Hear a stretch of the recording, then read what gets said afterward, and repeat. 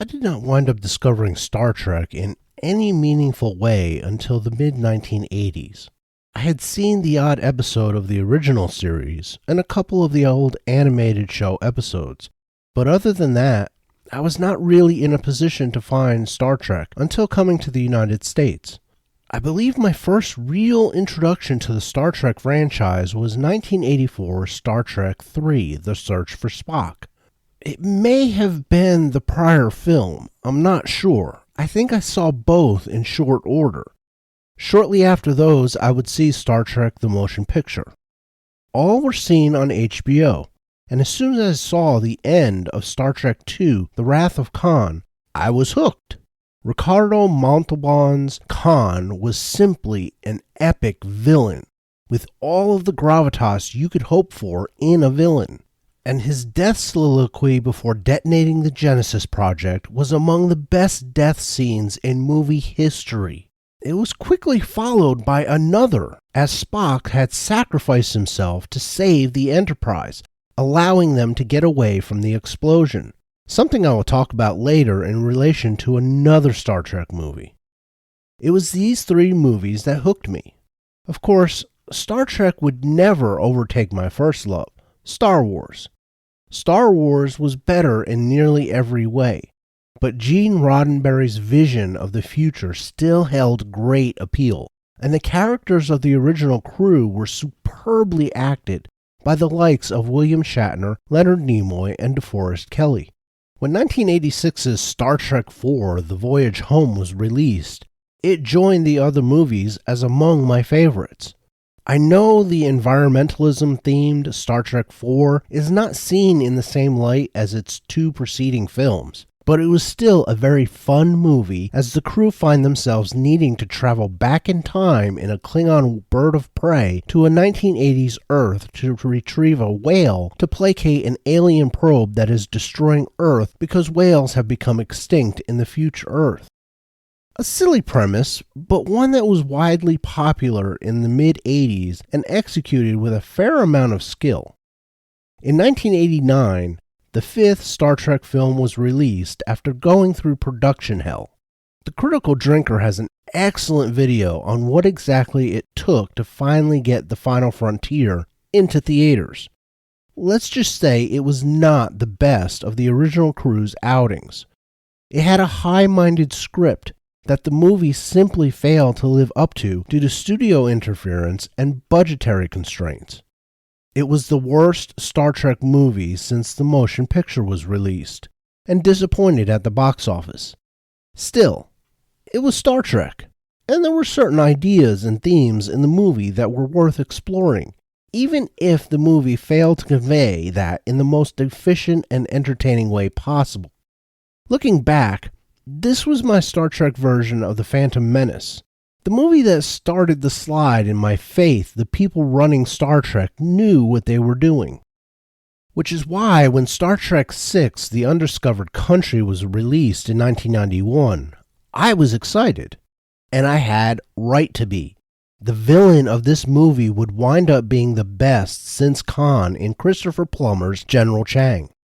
Chang had the same kind of screen presence and gravitas that Montalban's Khan had, elevating him to someone worthy of going head-to-head with Captain James T. Kirk. His dialogue in the final battle of the film is some of the most well-written, performed, and edited in the 6 films of the original crew.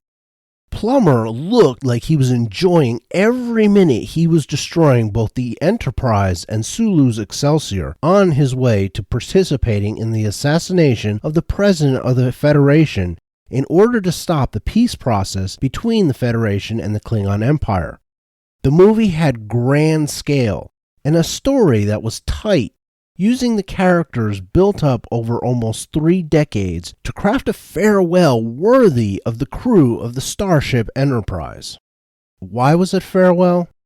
Because in 1987, Paramount had commissioned a new series to be made, passing the baton to Star Trek: The Next Generation.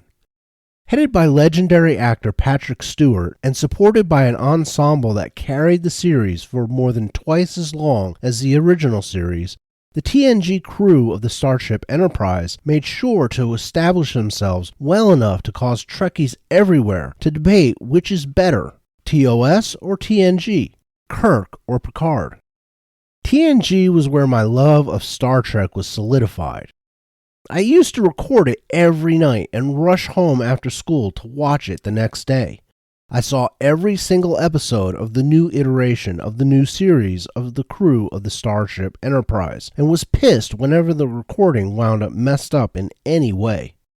Picard was my captain and Riker was my first mate.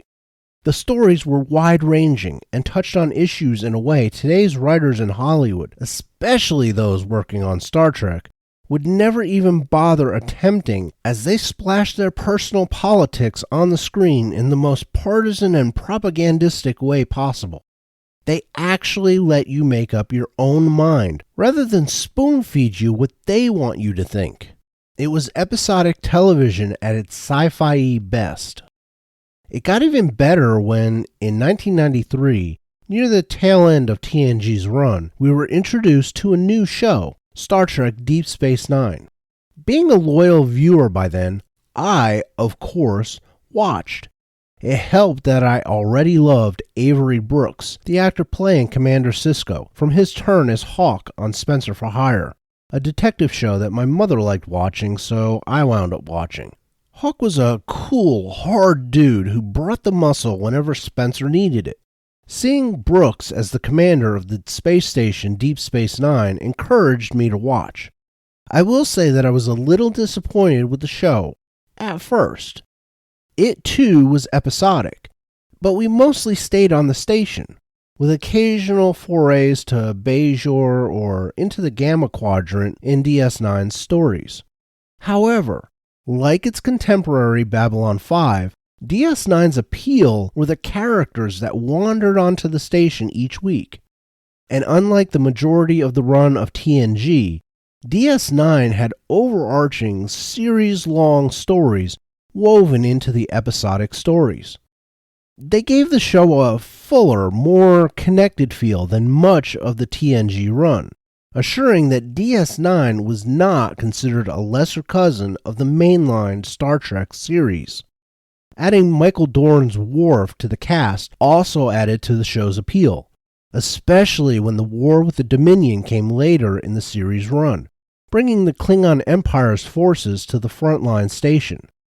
DS9 was an interesting look into the Star Trek universe we had never before been given in the original series or TNG, because the characters in those shows were constantly moving on after their adventures were over.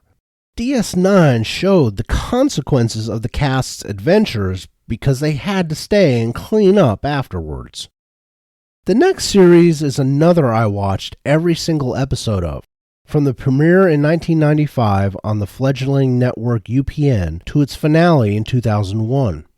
Star Trek Voyager followed Captain Catherine Janeway, played by Kate Mulgrew, and the crew of the new ship, the Voyager, as it winds up stuck in the Delta Quadrant, far, far from home. While an interesting premise, the Voyager was clearly a lesser cousin to not only the first two series, but to DS9 as well. The crew was not as good, probably due to the money spent by Paramount on the show, and the stories not as interesting.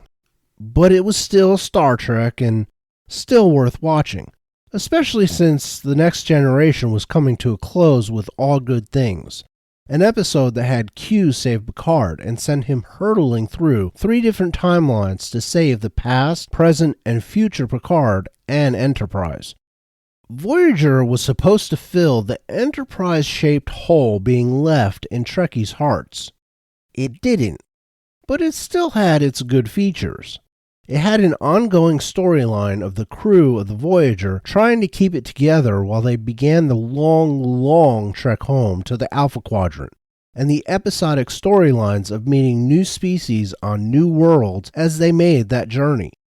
They also needed to keep the ship in good enough condition to get them home, and keep in supplies needed to sustain the crew and ship. It added a dimension to the show that the others lacked. In totality, it was not terrible, and probably would have been better with a better captain. Kate Mulgrew was grating at times, and not in the class of actor that William Shatner, Patrick Stewart, or Avery Brooks were. A year before Voyager premiered, the first new Star Trek movie in 3 years was released in 1994. This time it would star the crew of the Next Generation. Star Trek Generations had a silly storyline. However, much like Star Trek IV: The Voyage Home, it was executed fairly well. It also had William Shatner's Captain Kirk join Captain Picard in trying to thwart the star-destroying machinations of Malcolm McDowell's Tolian Soran, a man obsessed with returning to a cosmic ribbon that transports one to a version of heaven that gives you the perfect existence. Captain Picard winds up in the ribbon where Guinan meets him, she having left a piece of herself there when she was in it years before. She guides him to Captain Kirk, where he was taken when the ribbon hit a ship he was on that was in its maiden voyage to open the movie. The two escape the ribbon and join forces to stop Soran from destroying another star in an effort to move the ribbon into range to pick him up again, thereby destroying a planet full of people. In the process, Kirk is killed. And that is the most disappointing thing about Generations. Kirk's death, while gallant in saving a highly populated system, was not well written or acted. If I were going to write an ideal death scene of Captain Kirk in the line of duty, it would be on the bridge of a starship in enemy action, not falling off some scaffolding on a planet.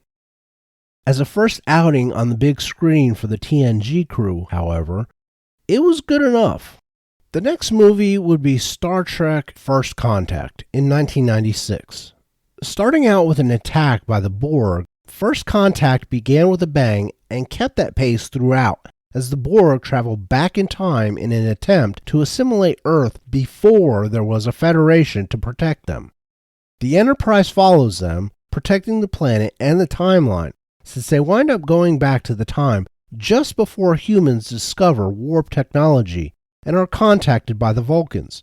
It was a tense and enthralling story that had Patrick Stewart showing signs of Picard's PTSD from his time as the Borg Locutus in the TNG series. He had the blood of thousands on his hands from his time in the Collective, and it haunted him as he tried to stop the Borg from ending the beginning of the Federation. It made for a better successor to the original 6 films and the TNG series, and had good guest cast for the TNG crew to play off of. 2 years later, we would get the disappointing Star Trek Insurrections, in which Data disobeys the orders of a corrupt Starfleet admiral who was in cahoots with the alien villain played by screen great F. Murray Abraham as they try to steal the rejuvenating properties of a planet. The plot was a little hokey, and the makeup job on Abraham and his fellow aliens was weirdly disturbing, but the overall story was fine, I guess. Nothing on First Contact or the original cast's runs in 2, 3, 4, and 6, of course. Insurrection, however, did make one feel that the TNG crew were overstaying themselves. 4 years later, in 2002, Paramount decided one more film would be a good idea. Then they thought they would schedule it opposite such movies as James Bond's Die Another Day, Harry Potter and the Chamber of Secrets, and The Lord of the Rings, The Two Towers. Needless to say, it flopped. The story did not help. The Romulans cloned Picard, who then assassinated the Romulan Senate, offering a phony peace treaty in order to lure Picard to the clone. And actually, I have no idea, because the trailer was so stupid looking that I never saw the movie. And it was the beginning of the death of my love for Star Trek. A love that survived The Final Frontier, Insurrections, and some of the dumber episodes of Voyager. I simply could not stand to watch my favorite Star Trek crew in something that looked as bad as Star Trek Nemesis, especially with a young, shaven-headed Tom Hardy playing the Picard clone. It looked ridiculous, and this was my Attack of the Clones, no pun intended. It continued the damage Final Frontier started. A year earlier, in 2001, Paramount decided to do a prequel series of Star Trek called Enterprise for UPN. It was set 100 years prior to the original series and would star Quantum Leap's Scott Bakula as the captain of the Enterprise. I was out after watching the opening scene of the pilot. One of the things Star Trek has done wrong since that episode is forget what Klingons looked like in the original series.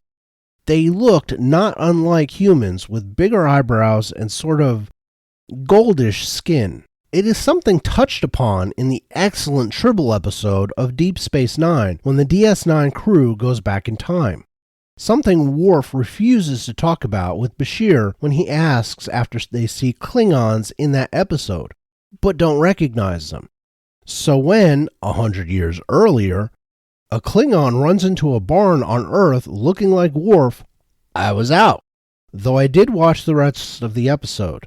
It did not help that I was not the biggest Scott Bakula fan, though he was fine in Quantum Leap.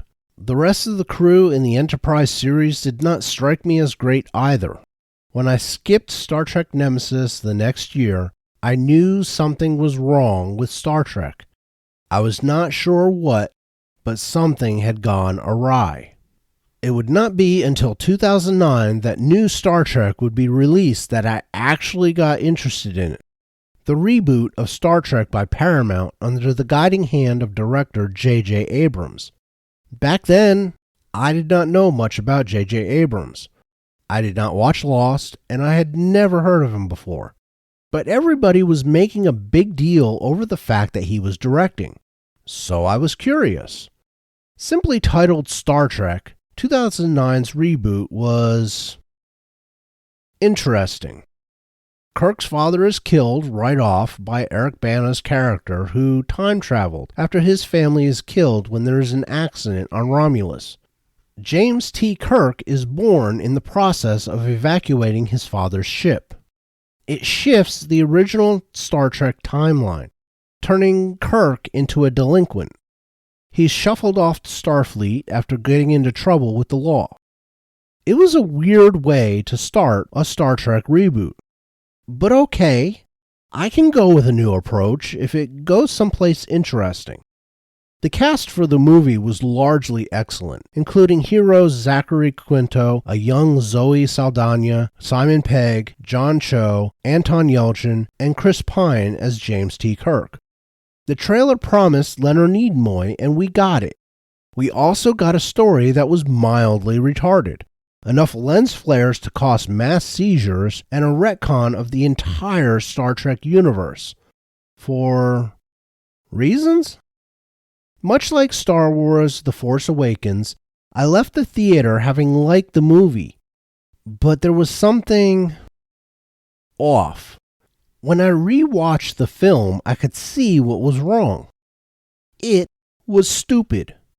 They took something that had been built up over 4 decades, 10 feature films, and 4 series, not counting Enterprise, that was part of the problem, and turned it into something that was just so stupid, including destroying the entire planet of Vulcan, killing the young Spock's parents in the process.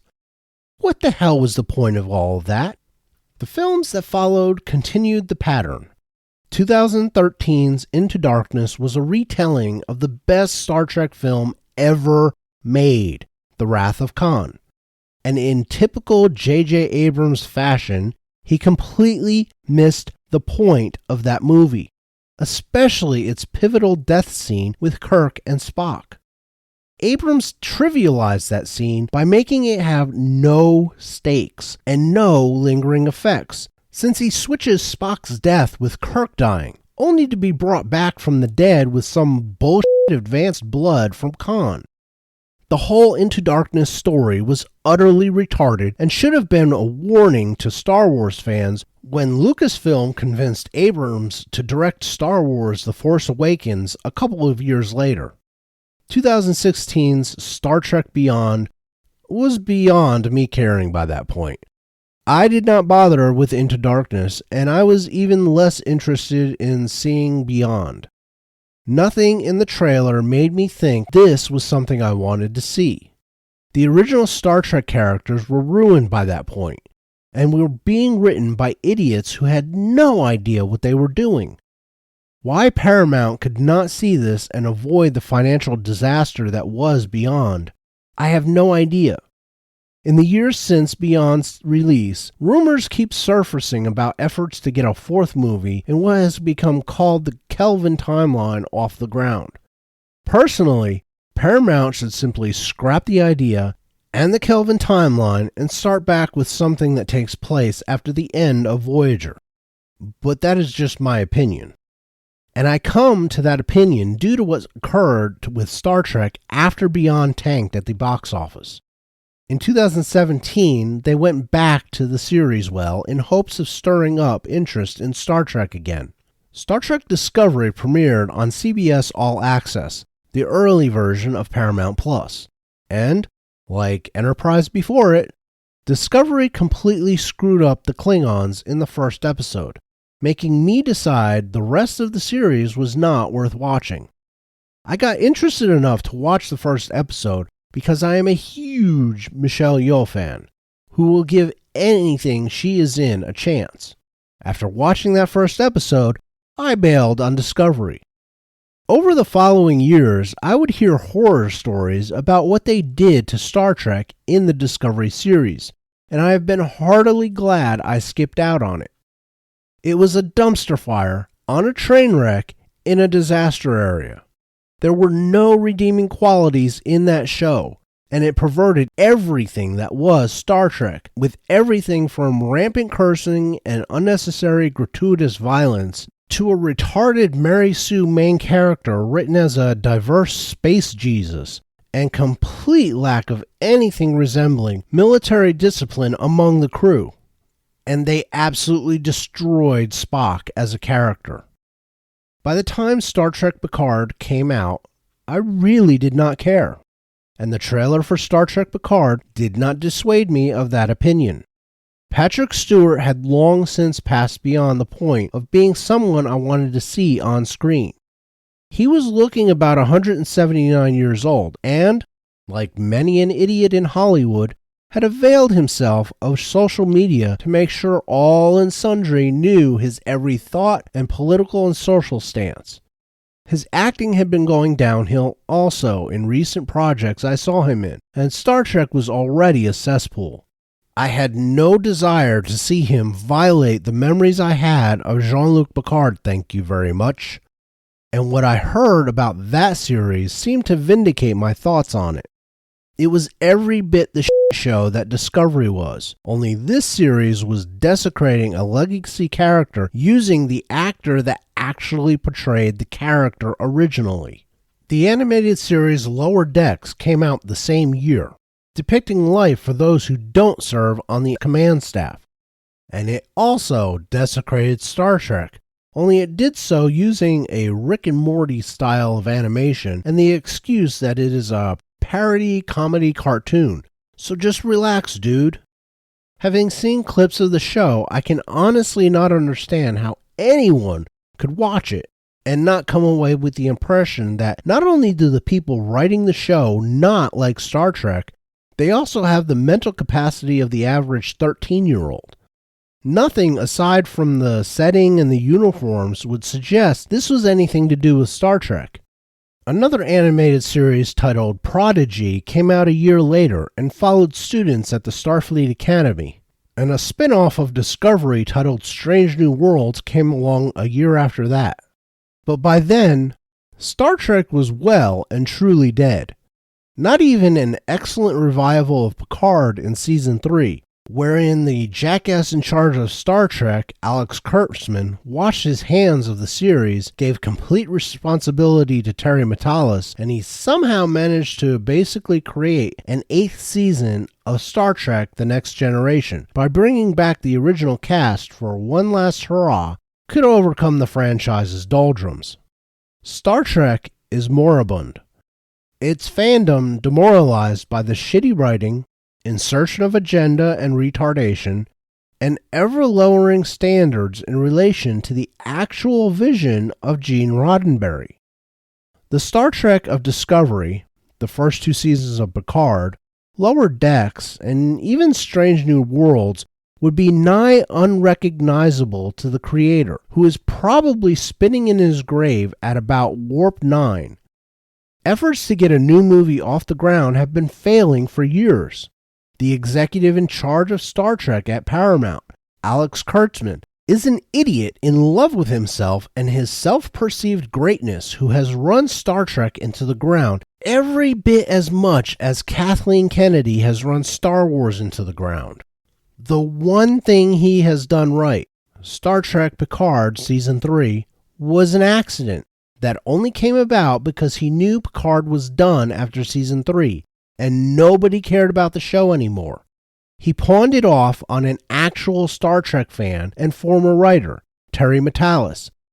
Every other thing Kurtzman has done with Star Trek has been a disaster, both in series form and in the J.J. Abrams movies. And yet Paramount continues to back the man who slowly strangled a goose that had been laying golden eggs for them for decades. And nothing on the horizon for Star Trek makes me think anything will change, any more than Star Wars will. Unlike Star Wars, my love of Star Trek did not die a slow, lingering death. It was fairly quick. A glimmer of hope was stoked by the reboot, but that was shown to be an illusion. Much like Kathleen Kennedy with Star Wars, Alex Kurtzman and Paramount seemingly have found morbid and unfathomable enjoyment out of defiling the corpse of Star Trek at considerable cost to themselves. They have spent hundreds of millions, if not billions, making shitty Star Trek over the last decade and a half, to no avail. They saw momentary gains with the original reboot movie, but that was fleeting. Nothing has come even close to reviving the franchise since then. It is well and truly dead. That is all for this video. Like, share, subscribe, and comment if you like the video. Until next time, tschüss.